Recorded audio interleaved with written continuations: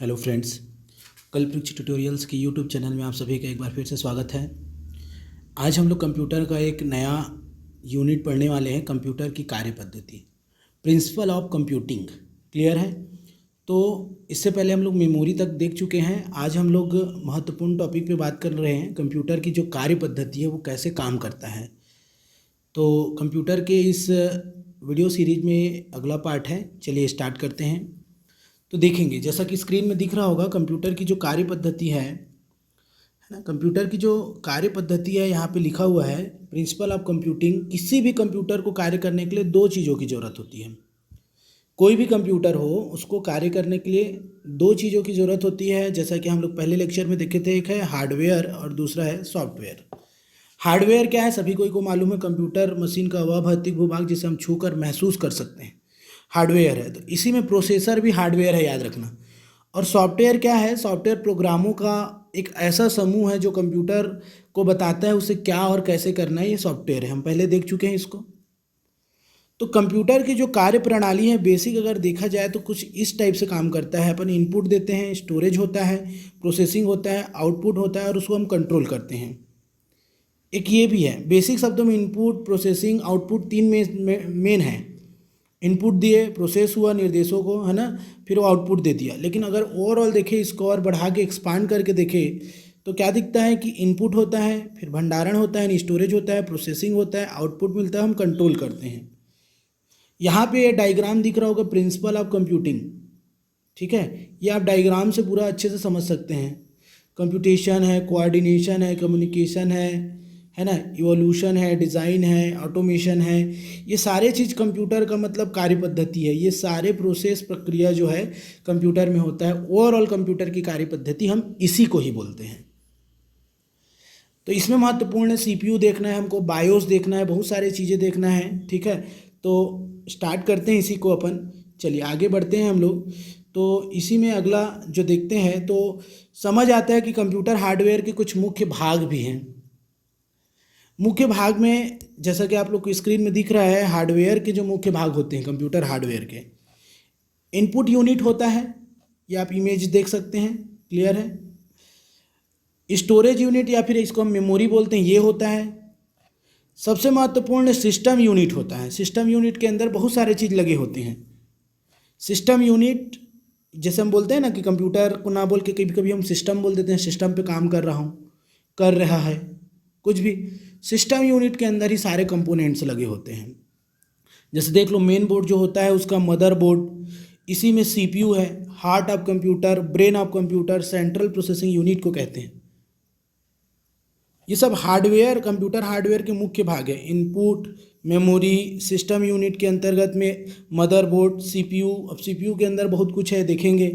Primary memory लग के आता है ना, प्राइमरी या मेन मेमोरी जिसको हम पढ़े हैं मेमोरी वाले पार्ट में। जस्ट पिछला लेक्चर को देख के देखो, स्टेप बाय स्टेप आगे बढ़ रहे हैं हम लोग लेक्चर में, तो आपको क्रम से पढ़ते हुए आगे चलना है। ठीक है, और चौथा हो जाएगा आपका आउटपुट यूनिट। आउटपुट यूनिट जो हमको आउटपुट चाहिए वो सारे यूनिट मिलते हैं जो सूचना या परिणाम को निर्गत करता है। आउटपुट यूनिट होते हैं भाई, प्रिंटर हो गया, प्लॉटर हो गया, मॉनिटर हो गया, ये सब आउटपुट यूनिट है। अलग से टॉपिक ही है इनपुट और आउटपुट यूनिट, वो हम पढ़ेंगे, इसके बाद आएगा। इमेज में आपको समझ आएगा, इमेज में आपको दिखाता हूँ। ये आपका कंप्यूटर की कार्यप्रणाली का जो इमेज है। ठीक है, कंप्यूटर का जो कार्यप्रणाली का ये जो डायग्राम है, डायग्राम जो है ये डायग्राम को अगर आप देखेंगे तो ये सीपीयू दिख रहा होगा आपको यहाँ पास। ये जो दिख रहा है ये सीपीयू है, क्लियर है, ये सीपीयू दिख रहा है। अब देखो, ये जो कंप्यूटर का कार्य प्रणाली है वो इस सीपीयू के माध्यम से हम कैसे करते हैं, इसको समझिएगा। तो इधर देखो, कीबोर्ड, माउस, स्कैनर और भी बहुत सारे इनपुट है, दिख रहे हैं। अगर यहीं पे मैं एरो दे के लिख दूं डाटा और निर्देश तो और ज़्यादा सही हो जाएगा। ये इनपुट को हम क्या देते हैं? डाटा देते हैं, डाटा देते हैं, ठीक है, और इंस्ट्रक्शंस देते हैं, इंस्ट्रक्शंस देते हैं। डाटा और इंस्ट्रक्शन को हम लोग किस रूप में देते हैं? ये इनपुट के रूप में देते हैं, like keyboard, mouse, scanner, other input devices. ठीक है, इंस्ट्रक्शन और डाटा को हम दिए, इनपुट यूनिट को देते हैं। इनपुट यूनिट क्या हो गया, कीबोर्ड हो गया, माउस हो गया, स्कैनर हो गया या अदर इनपुट डिवाइसेस हो गए।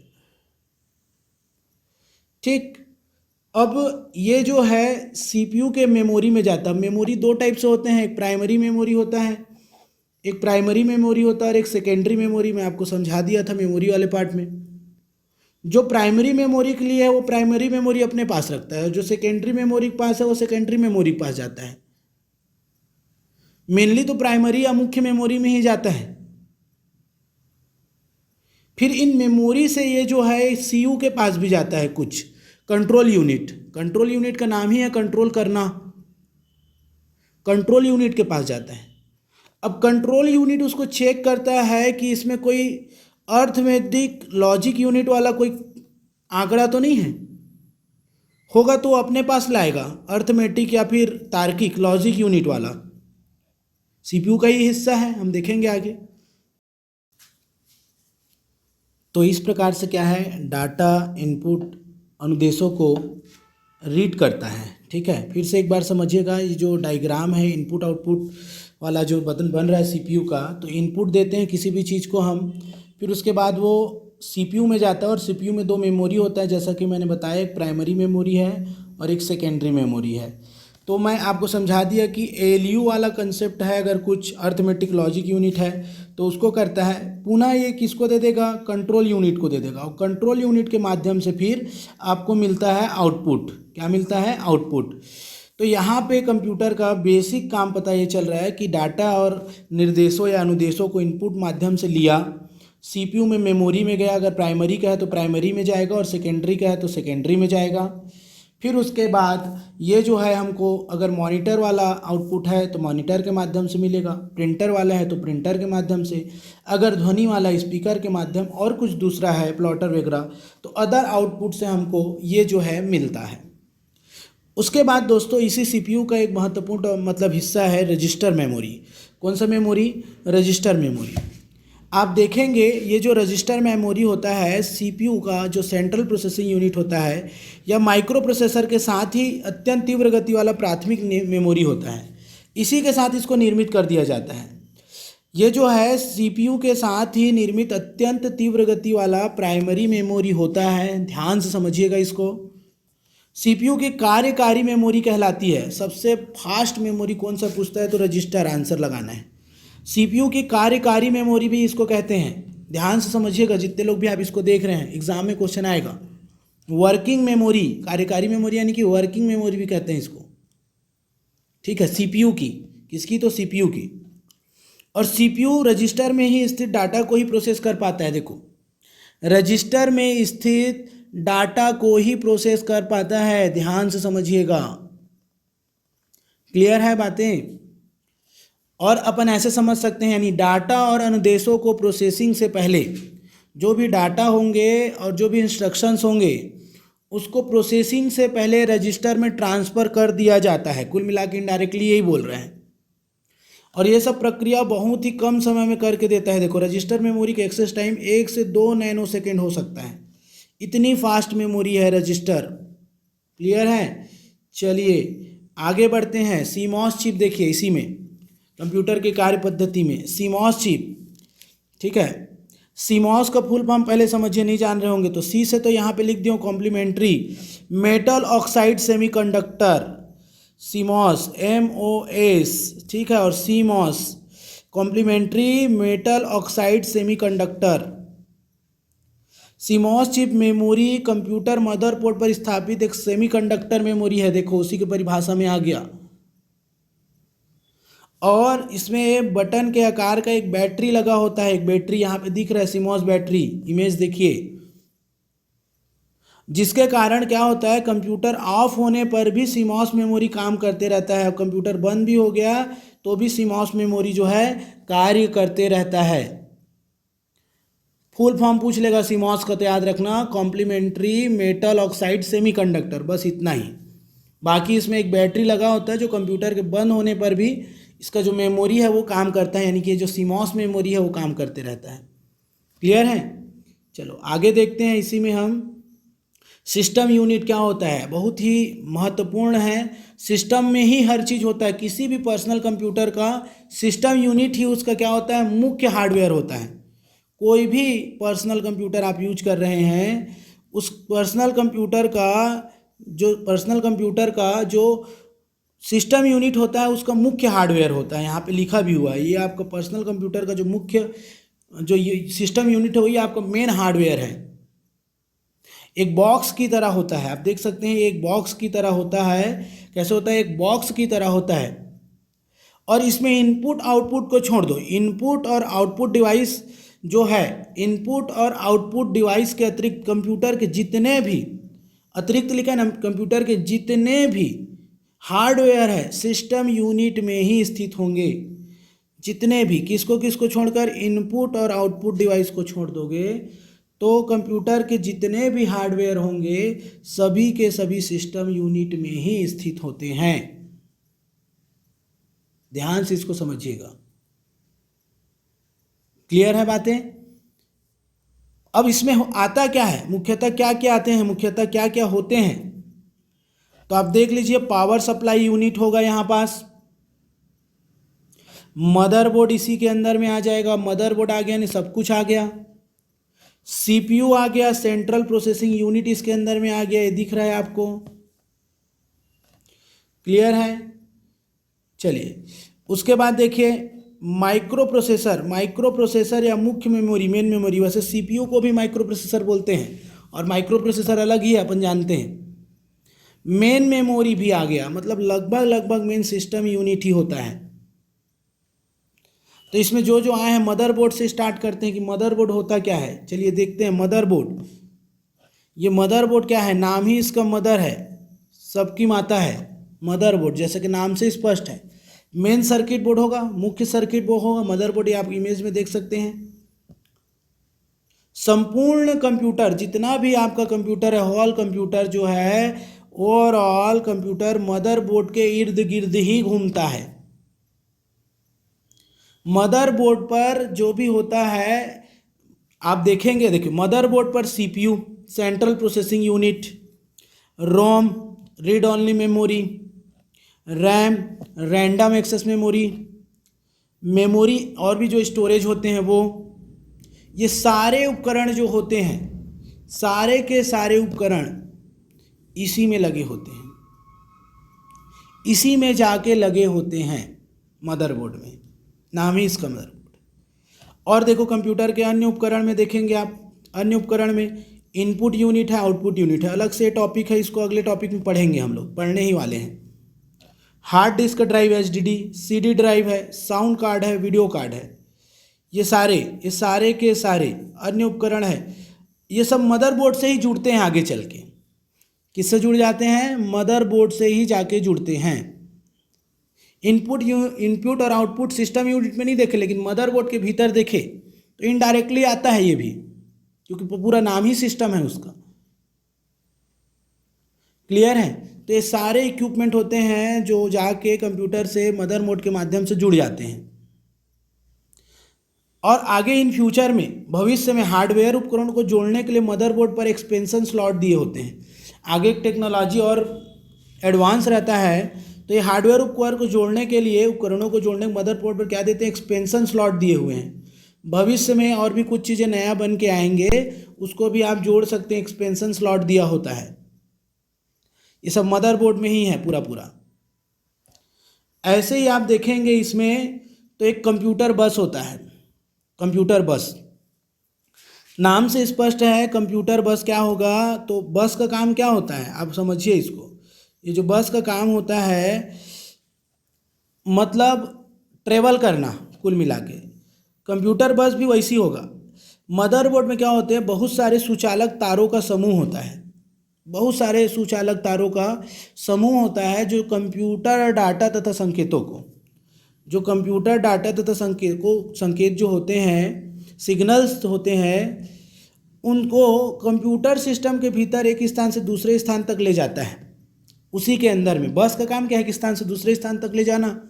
तो मदरबोर्ड पर बने सुचालक तारों का समूह है कंप्यूटर बस, जो डाटा और संकेतों को सिस्टम के भीतर में ही एक जगह से दूसरे जगह तक ट्रांसफ़र करता है, यही कंप्यूटर बस है, यही कंप्यूटर बस कहलाएगा। इसका बस यही काम है बस का।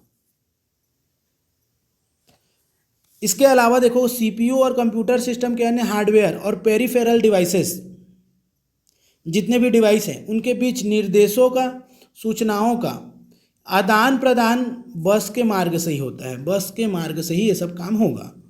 सरल शब्दों में इसको समझा दिया गया। ठीक है, तो कंप्यूटर बस जो होता है उसका काम है सूचनाओं का सिस्टम के भीतर एक स्थान से दूसरे स्थान पर स्थानांतरण करना। कुल मिलाकर सूचनाओं का आदान प्रदान करना बस के मार्ग से ही हो रहा है।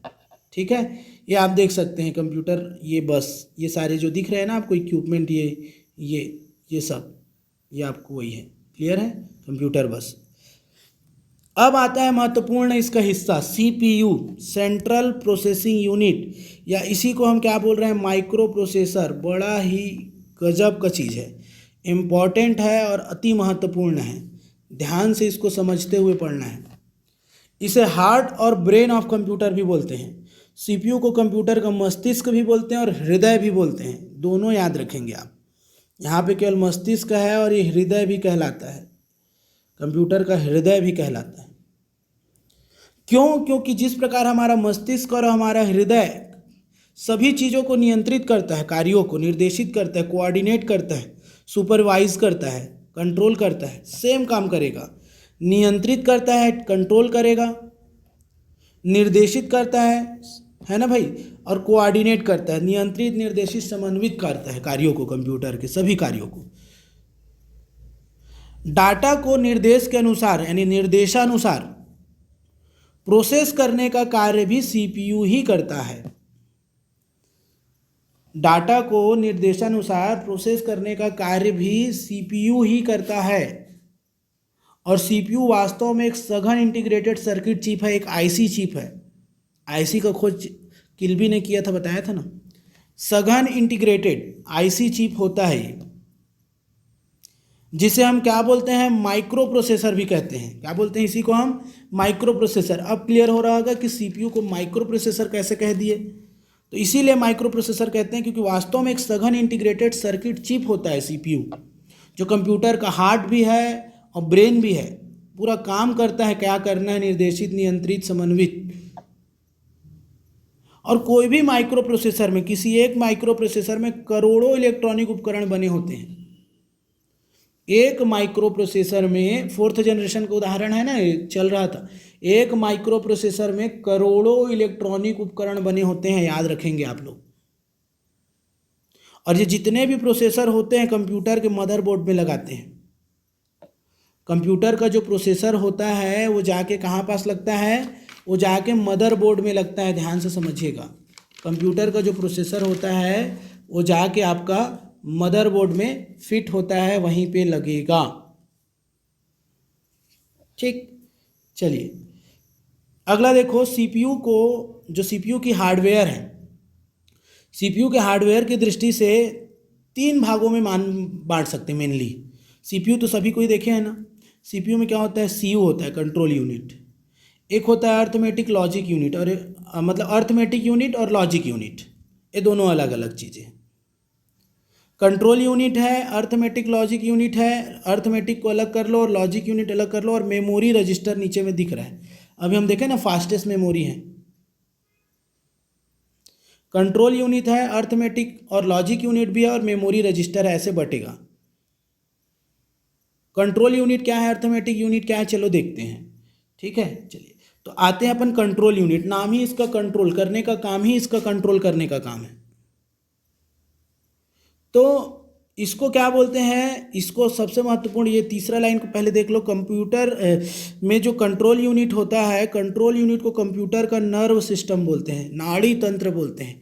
यहीं से सब चीज़ कंट्रोल होता है, हमारे नर्वस सिस्टम से सब होता है ना, नस नाड़ियाँ पूरा उससे कंट्रोल होती है, सेम चीज़। इसका नाम ही कंट्रोल यूनिट है, तो कंप्यूटर के सभी कार्यों को ये नियंत्रण रखेगा, नियंत्रण रखता ही है। हार्डवेयर और सॉफ्टवेयर के बीच में कोऑर्डिनेशन भी रखता है, समन्वय भी रखता है, इसके कार्यों में भी यही आएगा।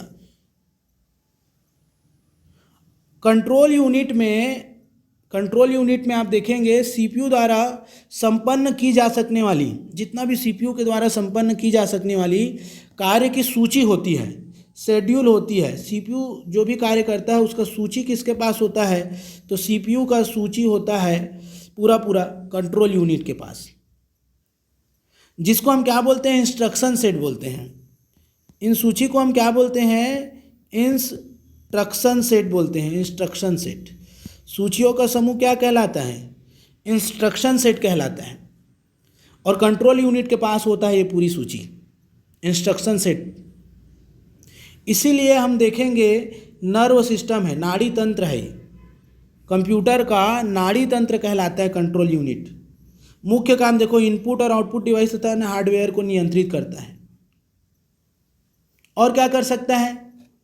अपन जानते हैं अर्थमेटिक लॉजिक यूनिट, इनके कार्यों को भी नियंत्रित करेगा। अर्थमेटिक लॉजिक यूनिट के कार्यों को भी नियंत्रित करेगा, जैसा कि हम पहले देखे हैं। इंस्ट्रक्शन को का सेट होता है, तो निर्देश जो होगा, निर्देश को क्या करेगा? निर्देश को रीड करेगा, निर्देशों को रीड करेगा और उसको क्या करेगा? एग्जीक्यूट करेगा। क्या करेगा? उसको एग्जीक्यूट करेगा, कार्यान्वित करेगा। ये सब इसी का काम है। एएलयू को कंट्रोल करेगा, इनपुट आउटपुट डिवाइस और अन्य हार्डवेयर को कंट्रोल करेगा, निर्देशों को रीड करके उनको एग्जीक्यूट करेगा।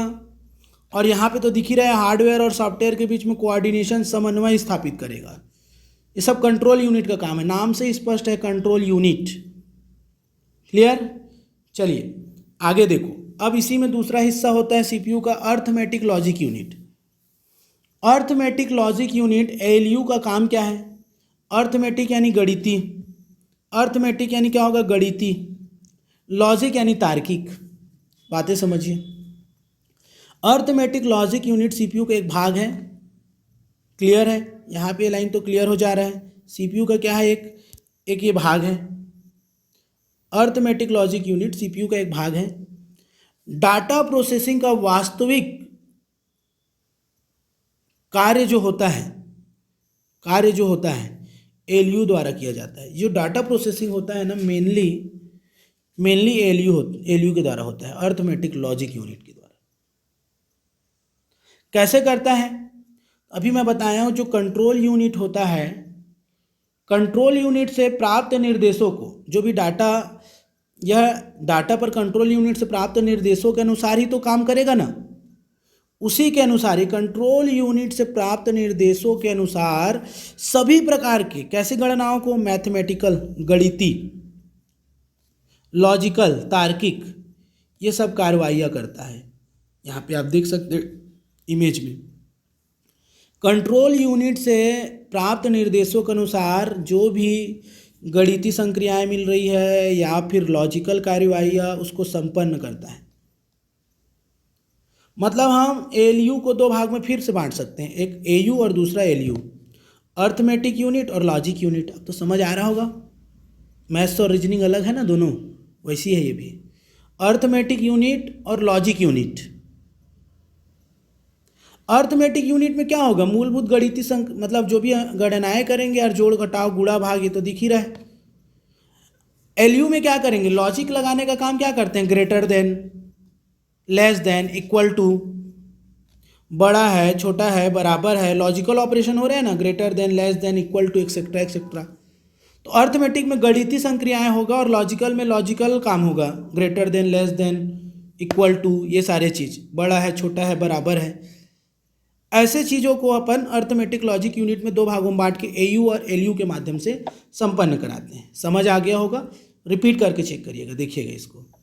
चलिए आगे देखेंगे। इसमें अब एक बहुत ही महत्वपूर्ण है, अगला हेडिंग रहा कंप्यूटर के कार्य पद्धति में बायोस। बायोस का फुल फॉर्म सबसे पहले पूछा गया है। बायोस का फुल फॉर्म होता है बेसिक इनपुट आउटपुट सिस्टम। ध्यान से समझिए, क्या बोल रहे हैं? Basic input output system. यह एक सॉफ्टवेयर प्रोग्राम है। सबसे पहला चीज़ तो एक सॉफ्टवेयर प्रोग्राम है जो मदरबोर्ड निर्माता कंपनी द्वारा पहले ही इनबिल्ट मेमोरी में डाल दिया जाता है, स्टोर कर दिया जाता है।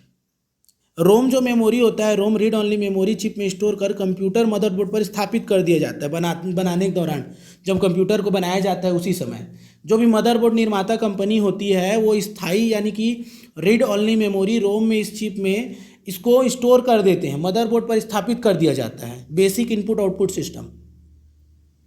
और जब कंप्यूटर को ऑन करते हैं तो सबसे पहले बायोस सॉफ्टवेयर चलता है। याद रखना, कंप्यूटर ऑन होता है तो सबसे पहले बायोस सॉफ्टवेयर चलता है। IMP, वेरी वेरी IMP, ये लाइन को आप नोट डाउन कर लेंगे। जब कंप्यूटर को ऑन किया जाता है तो सबसे पहले बायोस सॉफ्टवेयर चलता है। बायोस कंप्यूटर से जुड़े सभी हार्डवेयरों की जांच करता है क्योंकि उसके हेल्थ चेकअप करता है। बेसिक काम कर रहे हैं ना, इसी चेक करने की प्रक्रिया को, यही जांच करने की प्रक्रिया को पोस्ट बोलते हैं। पोस्ट यानी पावर ऑन सेल्फ टेस्ट, करोड़ों बार आ चुका है एग्जाम में, पावर ऑन सेल्फ टेस्ट कहते हैं। नोट डाउन कर लेना, ठीक है, क्लियर है बातें आपको। बायोस में स्थित एक क्या होता है, बूट स्ट्रैप लोडर होता है। बायोस में क्या होता है, बूट स्ट्रैप लोडर होता है, पूरा लिख लेना, बूट स्ट्रैप, ठीक है, लोडर होता है, बूट स्ट्रैप लोडर होता है बायोस में। इसका काम क्या है, ये जो प्रोग्राम होता है ऑपरेटिंग सिस्टम सॉफ्टवेयर की जांच करता है। ऑपरेटिंग सिस्टम सॉफ्टवेयर की ये जांच करेगा बूट स्ट्रैप लोडर, और मुख्य मेमोरी में यही डालने का फिर इसको आदेश देगा कि आप इसको डाल सकते हैं। मुख्य मेमोरी में इसे डालने का आदेश देता है। तो बायोस बहुत ही महत्वपूर्ण है। आप देखे होंगे कंप्यूटर ऑन होते समय डिलीट बटन, डेल बटन दबाने से बायोस सेटअप खुलता है। कुछ काले कलर में बहुत सारे जो होते हैं एनालॉग सिग्नल्स लिख के आए रहते हैं, आप देखे होंगे, वही बायोस है। तो डिलीट डेल बटन दबाने पर बायोस सेटअप खुलता है, ये भी पूछा जा चुका है। इसके हर एक लाइन से क्वेश्चन आ चुका है कंप्यूटर में, ठीक है। बायोस को आपको समझना है, बहुत अच्छे से जानना है। ये बायोस लगा हुआ है यहाँ, ठीक है। चलिए आगे बढ़ते हैं। CPU की गति को प्रभावित करने वाले और कुछ कारक भी हैं। जो CPU है उसकी गति को क्या क्या प्रभावित कर सकता है, आप देखेंगे फैक्टर ऑफ इफेक्टिंग बहुत सारा इफेक्ट करता है। तो जो CPU है माइक्रो प्रोसेसर की कार्य क्षमता को 1 सेकंड में संपादित किए जा सकने वाले निर्देशों की संख्या के आधार पर मापा जाता है। मतलब पर सेकंड के हिसाब पे इसको मापा जाता है। गति को MIPS मिलियन इंस्ट्रक्शन पर सेकंड या BIPS बिलियन इंस्ट्रक्शन पर सेकंड में मापा जाता है। नोट डाउन कर लेना, MIPS मिलियन इंस्ट्रक्शन पर सेकंड या BIPS बिलियन इंस्ट्रक्शन पर सेकंड। सेकंड के आधार पर ही तो संपादित हो रहा है ना, यही चीज़ समझाना चाह रहा हूँ। अब इसको पहला प्रभावित करने वाला कारक है, इसमें क्लॉक लगा होता है, सिस्टम क्लॉक। CPU के डाटा प्रोसेस करने की गति कंप्यूटर के अंदर बने इलेक्ट्रॉनिक घड़ी पर निर्भर करती है, जिसे हम क्या बोलते हैं, सिस्टम क्लॉक कहते हैं। यही सिस्टम क्लॉक कहलाते हैं। तो प्रोसेस करने की गति कंप्यूटर के अंदर इलेक्ट्रॉनिक घड़ी पर भी निर्भर करती है। तो पहला पॉइंट तो पॉइंट में याद रखो, कंप्यूटर घड़ी हो गया, ठीक। अगला देखो रजिस्टर, अपन जानते हैं रजिस्टर मेमोरी फास्ट मेमोरी है। रजिस्टर मेमोरी CPU के अंदर ही होता है, हम देख चुके हैं। कार्यकारी मेमोरी कहलाता है, ये भी पता चल गया है। डाटा यहीं पे स्थित डाटा को ही वो प्रोसेस करता है, वर्किंग मेमोरी है। तो CPU में रजिस्टर की संख्या और आकार जितना ज़्यादा होगा उसका स्पीड उतना ज़्यादा होगा। भाई ये रजिस्टर्स हैं, जितना ज़्यादा रजिस्टर उतना स्पीड होगा उसका। तो गति को प्रभावित करने वाले फैक्टर्स हम देख रहे हैं। और कौन करता है, शब्द परास, वर्ड लेंथ। शब्द परास क्या होता है, बाइनरी अंकों की बीट यानी बाइनरी 0 और 1, वह संख्या जो कंप्यूटर में एक बार प्रोसेसिंग के लिए लेता है, होता है नहीं, लेता है कर देना। शब्द परास क्या होता है, बाइनरी अंकों का एक संख्या है जो कंप्यूटर एक बार में प्रोसेसिंग के लिए लेता है। एक बार में प्रोसेसिंग के लिए क्या करता है, लेता है। ध्यान से समझिएगा। और शब्द परास अधिक होने पर क्या होगा, कंप्यूटर की गति बढ़ेगी। अगर शब्द परास अधिक है तो कंप्यूटर की गति बढ़ते जाएगी, जैसे रजिस्टर है, ठीक। शब्द परास की लंबाई देखो, ये 16, 8, 32 ये बीट तक होती है। ऐसी बीट में होती है 8 बीट, 16 बीट, 32, 64 बीट तक हो सकती है।